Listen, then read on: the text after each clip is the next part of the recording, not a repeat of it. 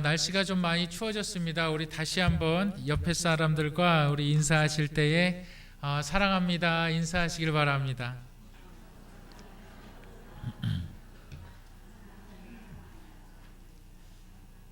사랑합니다. 축복합니다. 감사합니다. 요즘 대한민국을 정말 떠들썩하게 만드는 사건을 여러분들 다 아실 줄 믿습니다. 최순실 사건이 터졌습니다. 최순실은 그 어떤 사람입니까? 그 대통령의 현 대통령의 비선 실세로 국가 극비 문서인 그 청와대 인사회의 자료와 그 정부 외교 안보 군사 경제 정책 그 모든 문서를 다 보고받았다는 거예요. 예, 그리고 정말 자기가 의견을 제출하고 정말 말도 안 되는 일이 벌어졌습니다. 헌정사상 최악의 정말 국정농단 사태가 벌어져 있습니다. 박근혜 대통령이 지난 25일 이러한 사실들을 더 이상 배겨내지 못하고 국민들에게 25일 날 사과문까지 발표했습니다. 한마디로 얘기해서 이제 우리나라는 정말 그 국가의 격이 한마디로 얘기하면 추락했습니다. 우리나라의 국가의 격은 낭떠러지로 떨어지고 국민의 국민 민주 국가의 시스템 자체가 완전히 파괴된 나라다. 사실 이렇게 해도 우리가 할 말이 없습니다. 그런데 이 최순실이 어떻게 그렇게 막강한 권력을 휘두를 수 있었느냐? 그 아버지 최태민이가 있었다. 이 최태민이가 어떻게 해서 박근혜 옆에 갈 수가 있었느냐? 1978년 8월에 그 유경수 여사가 피격된 이후로 박근혜 그때 당시 대학생이 퍼스트 레이디 영부인 역할을 감당하게 됩니다. 우리가 박근혜라는 사람을 한번 좀 살펴보시길 바랍니다. 박근혜라는 사람이 가족이 없어요. 가족이 없고 그렇다고 해서 결혼도 하지 않았습니다. 또 청와대에서 정말 막강한 권력의 보호 아래 가운데에서 자라난 사람이 박근혜 씨입니다. 그런데 그가 유일하게 의지할 수 있었던 사람이 누구였을까요? 그 유경수 여사 어머니밖에 없습니다. 근데 어머니가 어느 날 총에 맞아 돌아가신 거예요. 여러분 그 마음이 어땠을까요? 그 마음이 완전히 다 산산이 찢겨졌을 것입니다. 정말 어려웠을 거예요. 그때 누가 나타나냐면 최태민이라는 사람이 나타나는 거예요. 그랬을 때 뭐라고 나타나서 하는 말이 뭐냐면 자신이 유경수 여사의 혼을 자신이 유경수 여사의 영을 자신이 받았다 이거예요. 그리고 나서 유경수 여사가 나에게 한 말을 내가 박근혜 당신에게 전해주겠다 이 말이에요. 가장 외로울 때, 가장 힘들 때, 내 마음이 갈기갈기 가장 찢어져 있을 때, 가족도 없어요. 아버지라고 있는 박정희 대통령은 정말 가까이 가지도 못하는 그러한 사람이었죠. 그런데 이 박근혜 씨를 갖다가 정말 가장 공고한 상황에 있을 때 누가 접근합니까? 바로 최태민이라는 사람이 접근합니다. 그리고 나서 어머니의 영을 받았다 이러고 나서 접근합니다. 그리고 나서 누구를 소개시켜 줍니까? 바로 자신의 딸 최순실을 소개시켜 줍니다. 이제 이 최순실과 박근혜의 사이가 그러면서 이제 돈독해지기 시작합니다. 여러분, 저는 오늘날 이 국가 사태를 보면서 제가 참으로 안타까운 것 중에 하나가 뭐냐면 성경 66권에서 사탄, 마귀, 악령에 대해서 여러분 몇 번을 기록하고 있을까요? 사탄에 대해서, 마귀에 대해서, 악한 영에 대해서 몇 번을 기록하고 있을까요? 성경 66권을 통해서 기록하고 있는 마귀에 대해서 여러분 약 140번가량을 기록하고 있습니다. 마귀는 실제한다. 사탄은 실제한다. 오늘날 대한민국 정부의 현실 가운데 저는 바로 악한 영이 있다. 바로 마귀가 있다. 사탄이 있다. 사탄이 항상 하는 짓들이 있어요. 역사적으로 사탄이 했던 적이 어떠한 일이 있었냐면 바로 사람들을 죽이는 일들을 했고, 그 다음에 거짓된 정보를 만들어서, 악한 정보를 만들어서 사람들의 생명을 파리 목숨처럼 다 죽이는 일들도 했습니다. 그것이 아프리카에서도 일어났었고요, 저 북한에서도 일어나고 있고요, 또한 저 일본에서도 일어나고 있고요. 사탄의 배후에 뭐가 있냐? 이 정부의 배후에 뭐가 있냐? 바로 사단이 있고 악한 영들이 있다는 사실을 여러분 믿으시길 바랍니다. 이 악령에 사로잡힌 사람들이 국가 운영을 하면, 이 악한 영에 사로잡힌 사람들이 국가 운영을 하면, 이 국가 운영은 정말 어디를 갈 방향을 정하지 못하고 침몰하게 된다는 사실입니다.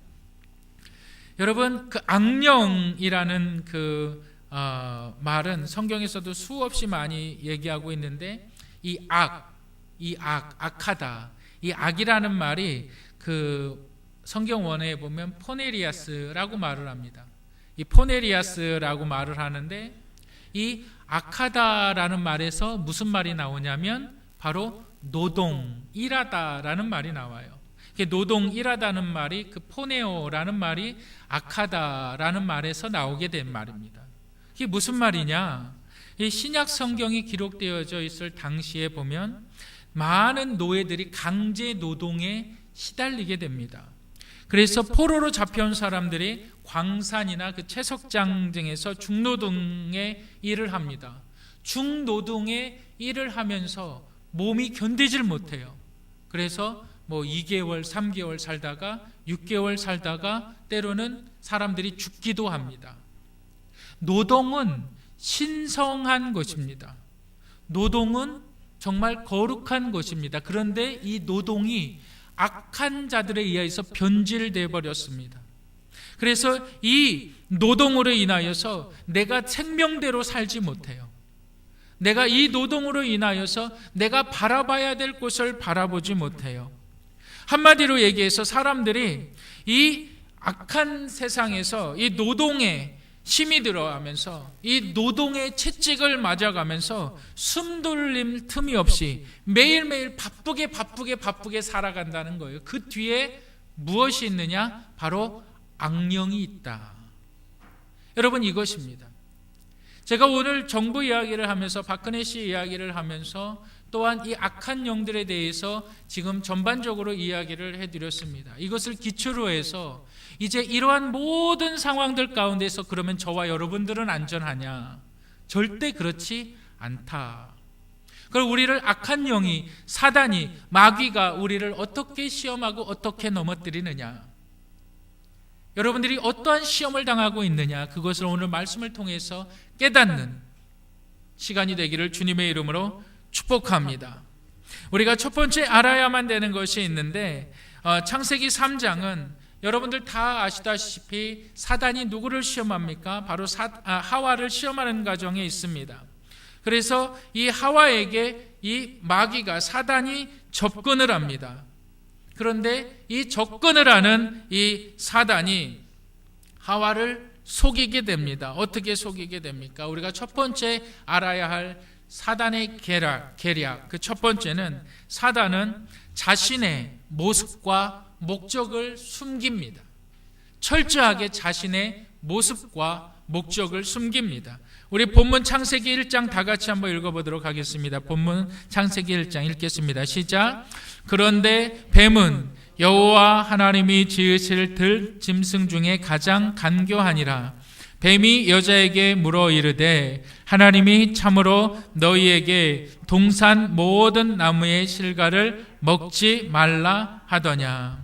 시험하는 자가, 마귀가, 사단이 하와에게 다가오는 장면을 이야기하고 있습니다. 그리고 그는 그의 자신을 가장합니다. 위장합니다. 여러분 보세요. 여러분들이 집에 있는데 아니면 산에 가 있는데 어느 날 뱀이 여러분들에게 막 이렇게 기어오는 것을 봤어요. 그럼 여러분 어떻게 할까요? 소스라치게 놀래거나 아니면 도망가거나 하겠죠. 그런데 성경에서는 뱀이 하와에게 다가올 때에 하와가 놀랬다는 말이 전혀 없어요. 하와가 놀래지를 않았다는 겁니다. 여러분 한번 그림을 한번 보여주시기 바랍니다. 그림을 한번 보여주세요. 여러분들이 보시기에 두 가지 그림이 있죠. 어느 쪽이 사단 같아요? 여러분 보실 때에 이쪽이 오른쪽에 있는 그림이 사단 같습니까? 왼쪽에 있는 그림이 사단 같습니까? 누가 사단 같아요? 잘 모르세요? 한번 손 들어보세요. 이쪽이 사단 같다. 한번 손 들어보세요. 그 오른쪽이 사단 같다. 손 들어. 나는 뭐예요? 나는 들지도 않고요. 우리나라가 이게 문제예요. 자기 생각을 표현을 못해요. 다시 한번 이 오른쪽이 사단 같다. 한번 손 들어보세요. 네, 오른쪽이 사단 같다. 또 왼쪽이 사단 같다. 한번 손 들어보세요. 손 안 든 사람들은 오늘 밥 드시지 마세요. 자기 생각을 표현을 못해요. 그러면 안 돼요. 성경은 이야기합니다. 뭐라고 얘기하냐면 사단 마귀에 대해서 사단은 빛의 천사, 광명의 천사, 가장 아름다운 모습. 그러니까 우리가 마귀를 생각할 때, 사단을 생각할 때에 그냥 뿔이 달리고 그 다음에 뭐 삼지창 같은 거를 짚고 있고 꼬리는 정말 길게 늘어져 있는, 그것은 사단의 실질적인 모습이 전혀 아닙니다. 사단은 정말 아름다운 모습이고 정말 빛나는 모습이고, 이 사단은 정말 누가 봐도 흠뻑 빠질 수밖에 없는 그러한 모습입니다. 이제 그림 안 보여주셔도 됩니다. 그런데 이 사단이 믿는 자들에게 접근을 합니다. 사단인 줄 사람들이 알까요, 모를까요? 이것이 마귀라는 것을 알까요, 모를까요? 전혀 눈치채지 못하게 접근을 합니다. 여러분 파우스트의 그 시곡에 보면 그 메피스토라는 악마가 나와요. 근데 그 이야기, 이 악마가 뭐라 그러냐면, 사람들은 마귀가 그들의 목을 잡고 있을 때에도 마귀가 거기 있다는 사실을 전혀 모른다. 내가 지금 마귀에게 내 삶이 묶여 있다, 사단에게 내 삶이 묶여 있다라는 걸 전혀 알지도 못한다, 짐작도 못한다. 왜? 그는 그의 모습을 숨기고 있기 때문에. 또한 그는 뭘 숨기고 있습니까? 그의 목적을 숨깁니다. 여러분, 하와에게 마귀가 다가와서, 야, 내가 너를 유혹하러 왔다, 내가 너를 죄짓게 하러 왔다, 이렇게 말하지 않아요. 하와가 이 사단과 얘기하는 거 보면 이 마귀가 이렇게 얘기합니다. 뭐라고 얘기하냐면, 나는 지금 잠깐 너에 대해서 얘기를 좀 하고 싶어 해. 정말 하나님이 너더러 저 나무 실과를 정말로 먹지 말라고 했느냐? 우리 한번 이야기를 해보자. 나는 성경에 대해서, 하나님이 말씀하신 것에 대해서 난 그냥 제대로 알기 원한다. 한번 토의나 한번 해보자. 이렇게 접근한다는 거예요. 근데 그 목적은 뭐예요? 바로 죄를 짓게 한다는 거예요. 여러분, 이 사단이 하와의 무엇을 이용할까요? 하와의 무엇을 이용할까요? 여러분 보세요. 하나님이 참으로 저 나무의 실과를 먹지 말라고 하더냐? 그랬을 때 하와는 어떻게 합니까? 뭐라고 대답을 해요? 하와는 이렇게 대답을 합니다. 동산 중앙의 나무의 실과는 먹지도 말고 만지지도 말라, 너희가 죽을까 하노라. 하나님께서 만지지도 말라라는 말은 하나님께서 하신 적이 없습니다. 먹지도 말라, 하나님은 그렇게 정령 네가 그것을 먹는 날에는 정령 죽으리라 말씀하셨습니다. 그런데 하와는 왜 만지지도 말라라는 말을 덧붙였을까요? 여러분이 하와 안에 있는 것이 뭘까요? 공포심입니다. 공포심. 사단이 우리 믿는 자들을 갖다가 공격하는 가장 중요한 요인이 바로 공포심이에요. 여러분 1588년부터 1679년에 그 위대한 정치가가 영국에서 유명한 사람이 태어나게 되는데, 정치 철학자 그 합스라는 사람이 있습니다. 정치 철학자 합스라는 사람이 있는데, 그 사람이 내온 그 정치 이론이 있습니다. 그 정치 이론이 뭐냐면, 인간의 공포심을 이용해서 정치를 해라 이거예요. 인간의 공포심을 이용해서 정치를 하면 그 정치는 성공한다 이거예요. 대표적인 사람이 누가 있을까요? 2차 대전에 히틀러가 있습니다. 사람을 두렵게 떨게 만드는 거예요. 나에 대해서 반항하면 다 죽여버리는 거예요. 공포 정치를 가장 지금 잘하는 나라 가운데 하나가 누구예요? 바로 북한이죠. 북한. 나에게 조금이라도 내 말을 거역해버리면 다 죽여버리는 거예요. 사실 우리나라도 공포 정치를 잘합니다. 유신 때도 그랬고요. 뭐 부마 사태도 그러고요. 우리 그 5공화국 때도 그랬고요. 우리나라가 공포 정치를 참으로 잘했습니다. 뭐 어느 날 안기부에서 뭐 찾아오면 사람이 병신되고 오고요. 과거에 그런 사건들이 굉장히 많이 있었습니다. 그런데 이 정치 철학자 합스가 말하는 것을, 사람의 공포심을 붙잡을 때에 그 공포심은 공포의 그 권한을 가지고 있는 사람을 향해서 초점을 맞추게 한다 이거예요. 그 실질적으로 공포를 자행하고 있는 사람에게 있어서 시선을 맞추게 한다 이거예요. 지금 사단이 하와를 유혹하고 있어요. 그런데 하와의 그 속 안에 있는 무엇이 나타나냐면, 그 안에 정말 이것을 먹으면, 내가 이것을 먹으면 정녕 죽는다, 내가 이것을 만지면 정녕 죽는다 라고 말씀하신 하나님의 말씀이 그 안에 극심한 공포로 나타나기 시작했습니다. 그런데 이 공포 때문에 오히려 하나님을 바라보지 못하게 된다는 거예요. 이 공포 때문에 하와의 시선이, 하나님을 향하여서 있어야 될 하나님의 시선이 이 공포 때문에 하나님을 바라보지 못하고 뱀을 바라보는 거예요. 우리 안에 우리의 삶에 두려움이 있어요. 우리의 삶에 공포가 있어요. 내 자식 잘못되면 어떡할까? 내가 병원에 가서 진단을 받았는데 의사가 조금이라도 이상한 소리 하면 어떡할까? 내가 내놓은 집이 팔리지 않으면 어떡할까? 은행에서 빌린 융자를 내가 갚지 못하면 어떡할까? 내가 아파서 넘어지면 어떡할까? 심지어 어떤 사람들은 지나가면서 건물 간판이 떨어져서 내가 다치면 어떡할까? 이런 생각도 합니다. 내가 지하철을 타고 가는데 갑자기 지하철이 멈추면 어떡할까? 이런 생각도 합니다. 온갖 수없이 많은 공포가 우리 안에 찾아온다는 거예요. 그런데 이 공포가 가져다 주는 것이 있어요. 이 공포는 절대 하나님을 보지 못하게 합니다. 내가 두렵고 떨리기 때문에 하나님을 바라볼 수 있는 것이 아닙니다. 두렵고 떨리기 때문에 하나님을 바라보지 못하고 현실적인 눈이 띄어진다는 거예요. 바로 이것이 사단의 속임수라는 거예요. 하나님께서 우리에게 주신 마음은 두렵고 떨리는 마음이 아니라는 사실을 여러분 믿으시기를 주님의 이름으로 축복합니다. 우리 예레미야 29장 11절 우리 다 같이 한번 읽어보실까요? 우리 예레미야 29장 11절 우리 다 같이 한번 읽어보겠습니다. 시작. 여호와의 말씀이니라. 너희를 향한 나의 생각을 내가 안하니 평안이요 재앙이 아니니라. 너희에게 미래와 희망을 주는 것이니라.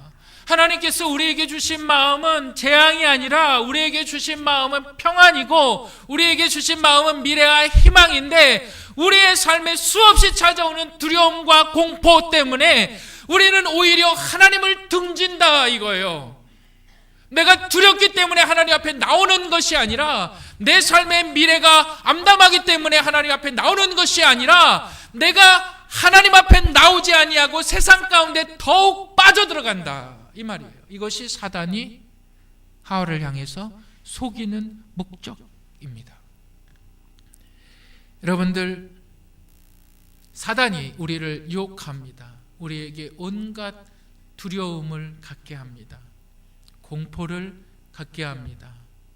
내 마음에 불안을 가져옵니다. 무엇이 두려우시고 불안하십니까? 여러분, 그것의 시작에 악한 영이, 사단이 있었다는 것을 믿으시기 바랍니다. 박근혜 지금 현 대통령에 대한 이야기를 잠깐 했습니다. 많은 사람들이 뭐 박근혜 대통령 하야를 해야 한다, 뭐 현수막도 뭐 다 걸어놓고, 뭐 참으로 큰일은 큰일입니다. 그런데 사단이, 악한 영이 박근혜라는 한 사람을 한번 정말로 이 정치적인 그의 지도자의 위치도 물론 중요하지만, 저는 그의 인생을 바라봤을 때, 야, 이 최태민이라는 사람이 정말 마귀 새끼구나. 사람이 가장 연약할 때, 가장 의지할 사람이 필요할 때, 그때 어머니의 음성을 그대로 담아가지고 어머니의 음성을 흉내내면서 유경수 여사의 영이 내 안에 있다. 누가 안 넘어가겠냐? 누가 안 넘어가겠어요? 그래서 그 사람에게 자기의 모든 것들을 다 의지하게 됩니다. 여러분, 이 악한 영이 여러분들에게도 역사하고 있는 사실을 믿으시기를 바랍니다. 내 안에 두려움이 있습니까? 내 안에 공포가 있습니까? 여러분, 이것이 하나님께로부터 오지 않았다는 사실을 믿으시길 바랍니다. 두 번째, 사단이 믿는 자들을 넘어뜨리는 두 번째 계략이 있는데, 그것이 뭐냐면 하나님의 말씀을 공격합니다. 우리 본문 2절과 3절 우리 다 같이 한번 읽어보도록 하겠습니다. 본문 2절과 3절 다 같이 읽어보겠습니다. 시작.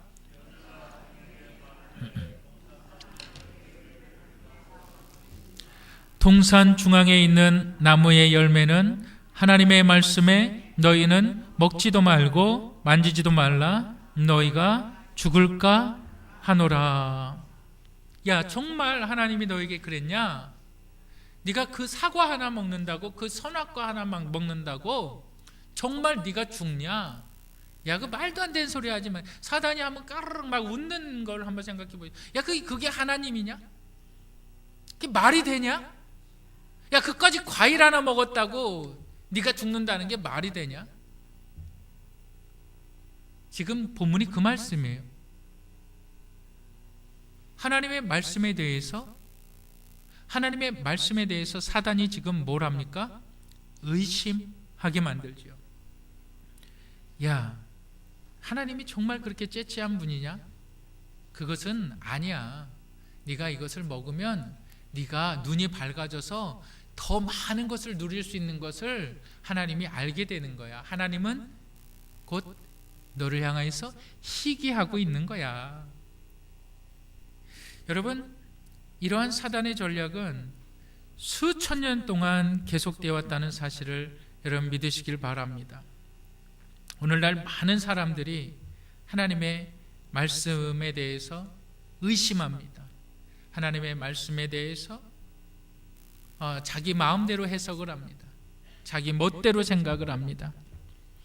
그리고 나서 자기가 편리한 대로만 하나님의 말씀을 적용합니다. 여러분들 향수 좋아하십니까? 향수? 우리 그림 한번 보여줘 보세요. 여러분, 저 향수가 1928년에 만들어진, 24년에 만들어진 마이신이라는 향수입니다. 저 향수가 굉장히 고가의 향수였는데 지금은 뭐 그렇게 고가가 아닙니다. 그런데 저 향수를 만든 그 지안느 랑방이라는 여자가 있어요. 근데 이 향수의 이름이 뭐냐면 마이신이에요. 저 향수의 향기가 사람들을 유혹하기에 충분한 향기입니다. 그래서 저 향수를 여자들이 뿌리고 나가면 어떠한 남성이든지 유혹할 수 있다. 그런데 그 유혹이 뭐냐? 바로 죄다 이거예요. 죄다. 이 죄의 향수라는 거예요. 여러분, 하나님의 말씀을 우리가 왜곡할 때, 하나님의 말씀을 우리가 온전히 받아들이지 않을 때 우리는 죄의 유혹에 그대로 노출될 수밖에 없다는 사실을 여러분 믿으시길 바랍니다. 우리가 죄를 짓습니다. 왜 죄를 지을까요? 거기에는 유혹이 있어요. 거기에는 쾌락이 있어요. 거기에는 기쁨이 있어요. 도박하는 사람들이 도박이 나쁜 줄 알지만 도박을 왜 끊지 못할까요? 도박에는 쾌락이 있기 때문에 그렇습니다. 여러분, 하나님은 죄에 대해서 진지하십니다. 왜 하나님이 죄에 대해서 진지하실까요? 왜 죄에 대해서 진지하실까요? 하나님은 우리에 대해서, 여러분들에 대해서 진지하기 때문에 그렇습니다. 여러분 보세요. 부모가 얼마 전에 저기 쌍문동 한양 아파트에서 화재가 났어요. 작은 불이 일어났어요.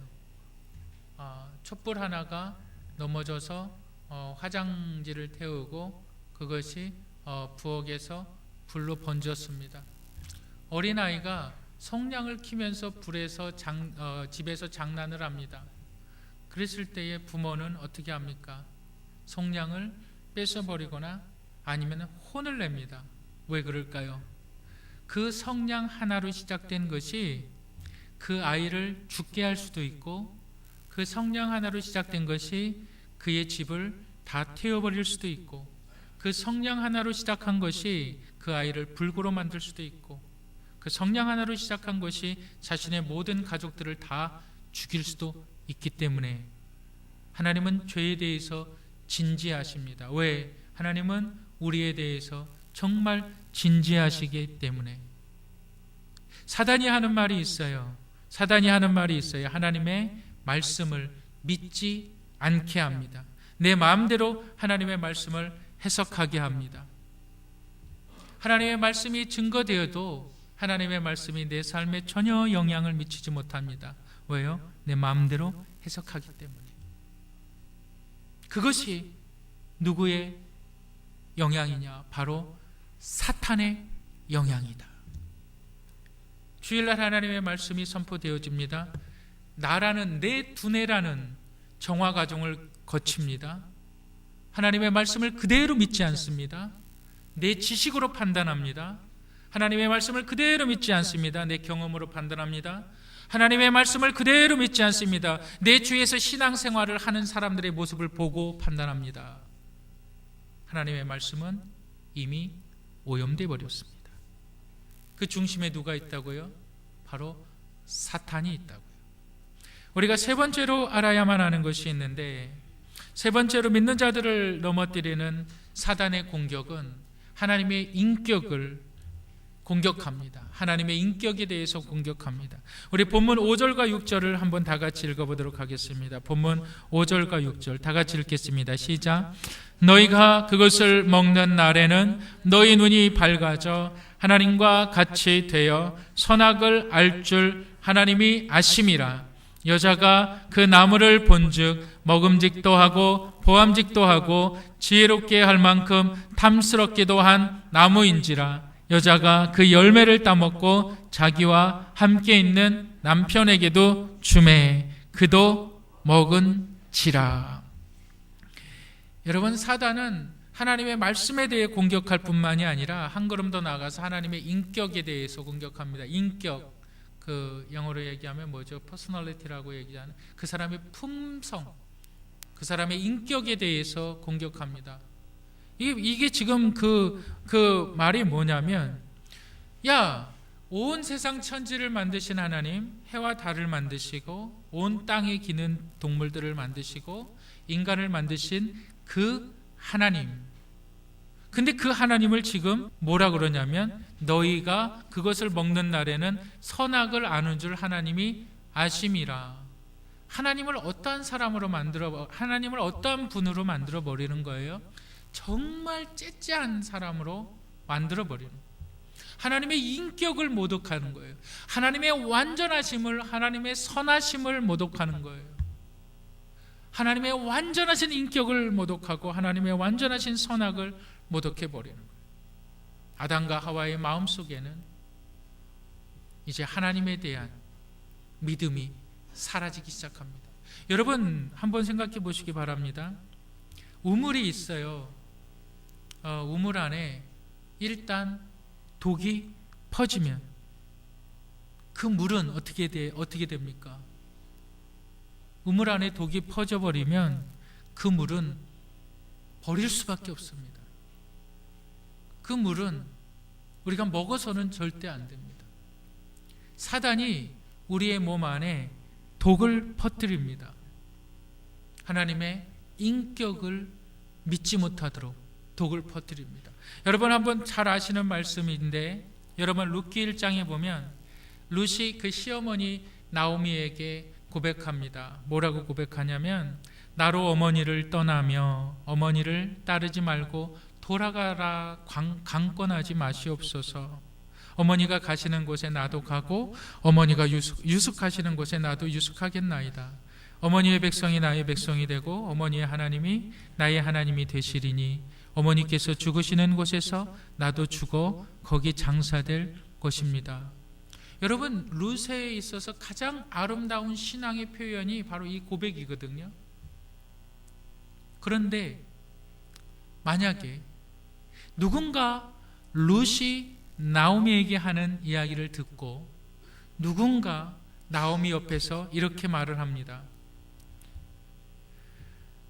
나오미 잘 들어보세요. 룻은 지금 당신의 돈을 노리고 있습니다. 그녀는 사기꾼입니다. 모압 여자가, 이 모압 여자 룻이 정말 원하는 것이 뭔지 압니까? 바로 이스라엘에 들어가는 비자를 얻기 위한 거예요. 일단 이스라엘에 들어가서 부유한 사람만 만나서 결혼하기 위해서 지금 당신을 이용하는 거예요.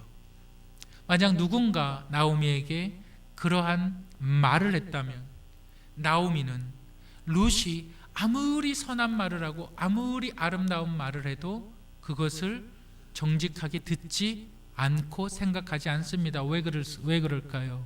이미 독이 그의 머리 안에 퍼져버린 거예요. 사단이 우리가 하나님의 말씀을 들을 때에 우리의 생각과 우리의 경험을 통해서 독을 퍼뜨리는 거예요. 야, 너 지난주에 네가 한 일을 생각해봐라.